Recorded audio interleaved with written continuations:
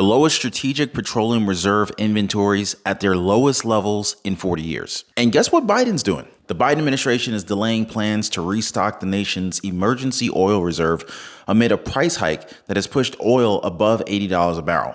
Looks like Biden's going down in history for something, at least. But really, the real headline here is while the U.S. is busy using up our oil reserves, countries like China and India, they're stocking up on theirs. And you know where they're getting them from, right? From U.S. sanctioned countries like Russia and Iran. India's imports of Russian oil rose from a very low base at the start of 2022, increasing pretty significantly throughout the year. Russian oil now accounts for nearly 20% of India's annual crude imports, up from just 2% in 2021. A lot of good those sanctions did, right? So India's purchase of seaborne crude from Russia have surpassed those by China. But China also gets nearly 800,000 barrels per day via a pipeline from Russia, in addition to imports by sea. So they're basically stockpiling their oil war chest at mega discounted rates. In fact, the U.S. Senate just voted to ban the sales of strategic oil reserves to China. Check this out, guys. And this one would essentially block China from being able to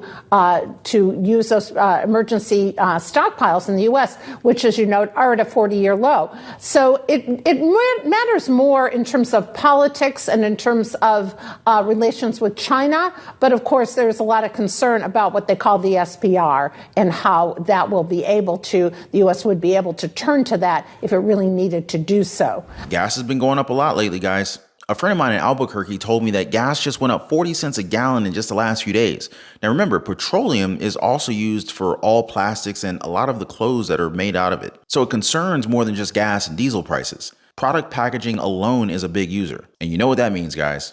Inflation. And what is the Biden administration doing about it? Delaying their plans to restock the nation's emergency oil reserve. The Energy Department canceled a planned purchase of 6 million barrels for strategic reserve, basically saying that it wants to secure a deal for taxpayers. They say that they're still committed to refilling the reserve, and they should, considering how much President Biden drained it over the past year in a bid to stop gas prices from rising amid production cuts by OPEC. And of course, let's not forget about the ban on the Russian oil imports because of the whole war in the Ukraine. So Biden withdrew 180 million barrels from the strategic reserve starting in March of 2022, bringing the stockpile down to its lowest level since the 1980s.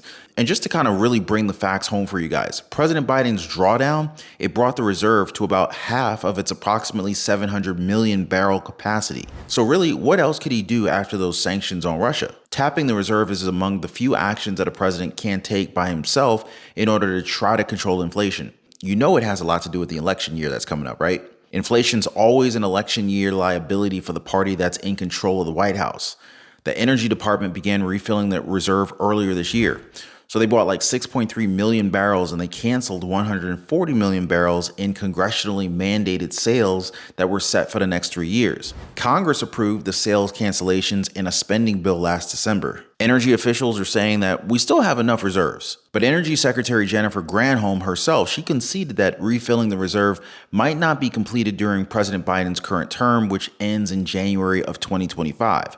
TikTok, man. Another concern about this is that I don't hear very much from mainstream media. A buddy of mine who works in the oil industry for decades, he's been telling me that when the tanks start dropping down in oil, they start collecting water from the metal tanks and condensation, which creates another issue. So apparently you need to keep the tanks above a certain level to prevent rusting. Anybody else want to offer their thoughts on this? Like, is this really true or is this kind of a rumor? I would love to hear from you guys, get you guys' take on that one. So anyway, if this gets any worse, we could fall off that Fed-driven recession cliff sooner than we thought. Now, I definitely recommend you guys subscribe to the channel and make sure to turn on that notification bell. That way you don't miss out on any of my future updates.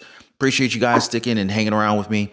And I definitely appreciate the support. Thanks for the likes. Thank you for subscribing. It really means a lot. So anyway, gas prices, they are creeping up again. Yep, here we go. So rising oil prices, they're causing pain at the gas pump for much of the US. Oil prices climbed 30% since the start of July, and this is already starting to ripple out through the consumers' pockets. I mean, the Federal Reserve's interest rate policy and the trajectory of inflation is definitely hitting everybody. Higher gas and grocery prices appear to be weighing on Americans, and the Conference Board's Consumer Confidence Index August reading, which, by the way, erased the gains in the previous 2 months. Energy prices also remain a concern for Federal Reserve Policymaking Committee, whose interest rate increases since March of 2022 have attempted to tame prices for everything that we buy. Fed Chair Jerome Powell, he even mentioned it when he announced the no interest rate hike in the recent Fed meeting. And so basically, energy prices being up can affect spending. Over time, a sustained period of the higher energy prices can easily affect consumer expectations about inflation. Unleaded gas prices are up nearly 20% to $3.88 since the start of the year, at least according to AAA. But there's still more than $1 per gallon below last year's $5 peak in mid-June. Diesel prices are down about 2% this year, but also turned up by a big amount in August. Now, over the last few decades, we've seen a pretty close connection between what you pay at the pump and the changes in the oil supply.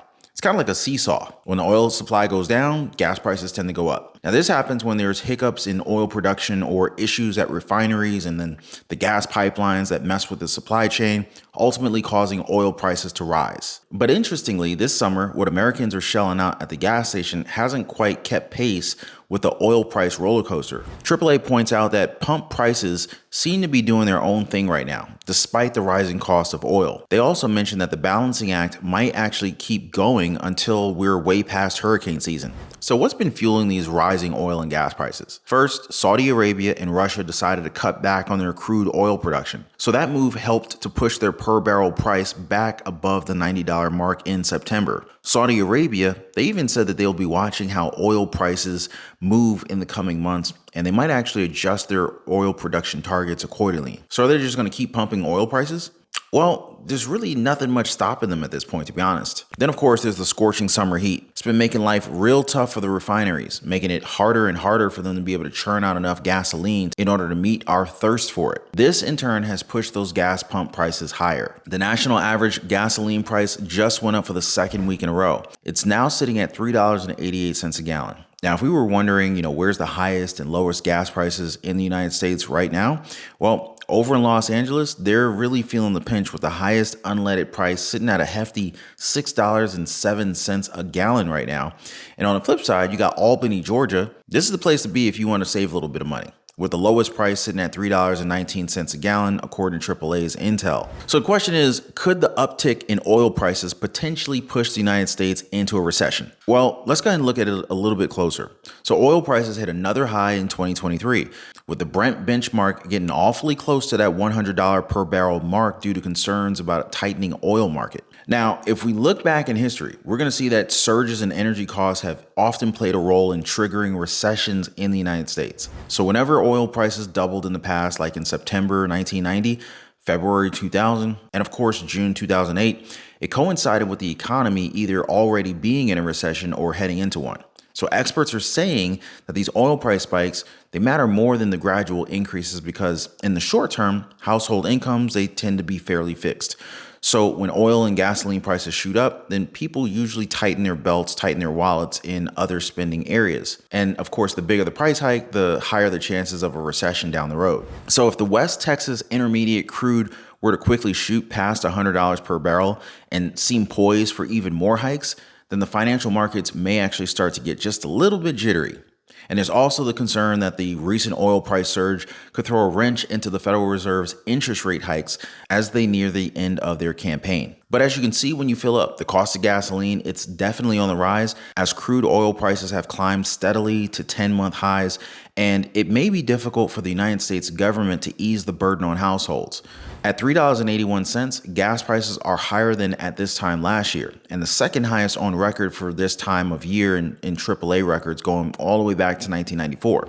Now, this recent uptick in oil prices is the result of several weeks of steady price increases. Prices have reached their highest levels in nearly a decade, all thanks to OPEC Plus cutting production and shrinking oil inventories in the United States, and dropping prices might not stop there. Just recently, Saudi Arabia dropped the news that they're extending its latest oil production cut, which, by the way, is equivalent to a whopping 1 million barrels per day of supply.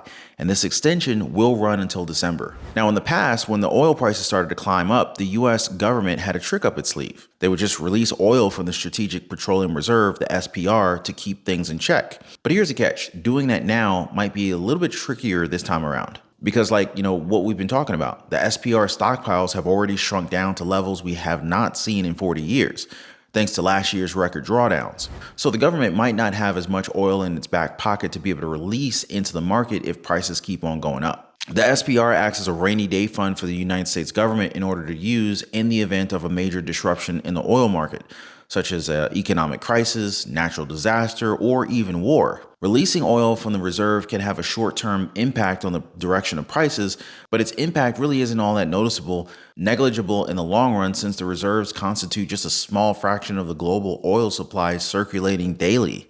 And just remember, U.S. Energy Secretary Jennifer Granholm, she warned that it could take years to replenish the lost reserves. Meanwhile, the DOE last month delayed a planned purchase of 6 million barrels of crude oil. So, like a lot of things, it could easily eventually hit U.S. consumers right where it hurts, our wallets.